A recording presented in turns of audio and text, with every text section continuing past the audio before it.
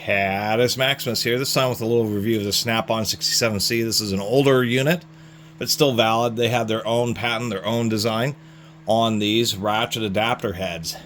These are like an early tool that had been around, I think, since the 1930s. And companies still make them, but they're much less common. They used to be more common, I believe, for use with torque wrenches. After doing some research about these, I actually have a Proto one here, which is 3/8. This one happens to be 1/2 inch, and we'll compare them in a second. Initially, I thought they may have been heavier duty, so you can use breaker bars and turn your breaker bar into a ratchet. But it turns out that it seems the most common use was for torque wrenches. Torque wrenches like this, which do not have ratcheting heads. You can put this on here and then have an ability to add a ratchet mechanism to a torque wrench. Specifically like these deflecting beam styles, which of course don't have ratchet heads. Then you can apply this and then use your deflecting beam torque wrench. Deflecting beam torque wrenches were very common, so it makes sense that they'd make these ratchet heads so you could add ratcheting action to them. About the best I can make of it. I actually tried opening this up, but this lock ring is really stuck on there, which is a little bit disappointing. Understand why they use this design. It's low profile, it's pretty reliable. It just makes it much more difficult to service. Try using some right angle snap ring pliers, and I guess I'll have to find a different set of pliers because that ring is pretty stuck in there.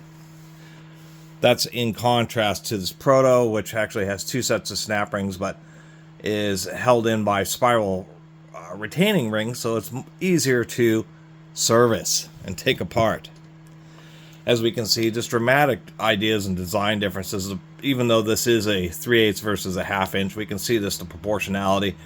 The Snap-on has a really big head, and then it has a more traditional reverse switch. So there's on, and it still does the on and off of traditional Snap-on. It was a little coarse, but I just sprayed it with some oil,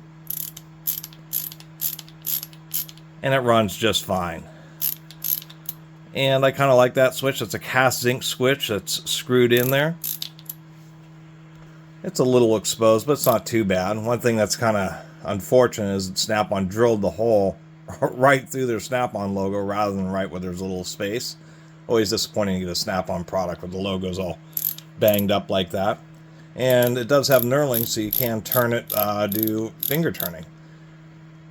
It is interesting that they drilled a big hole through it, inserted the ball and the pin. You can see here, I mean, most times ball detents are pressed into the hole and then they just do a stamping here, which swages the metal down. That's what retains the ball.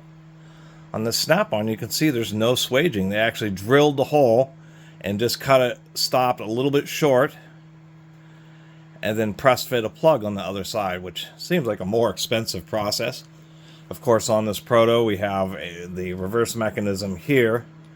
It also says off and on, but it's just on a little collar, which I don't mind at all. I think that's just fine and makes it a little bit more lower profile, and it actually makes it a bit heavier duty as far as getting beat up.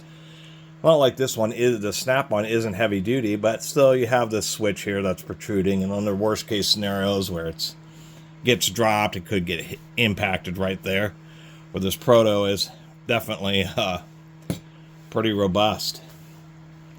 Other than that, not a lot else to say about this, besides it's a ratcheting head that has reasonably tight tolerances, a little bit of play, but it's not too bad.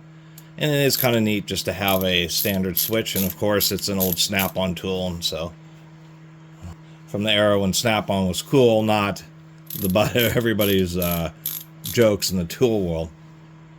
I mean, we know it's old because it's it's in the 2 million series of patents, so that's a very old patent. Besides that, just not a lot else to say. I would have liked to have seen what the mechanism was like inside. And I think there's a couple other YouTube videos about this particular Snap-on tool, and I think one of them they managed to get inside and show the ratchet mechanism.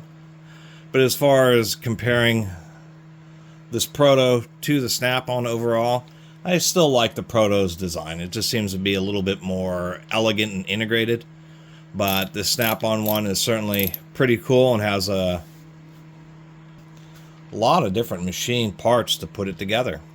And it's a 1/2 inch one, so it kind of adds to my collection. All I need is a 1/4 inch one now.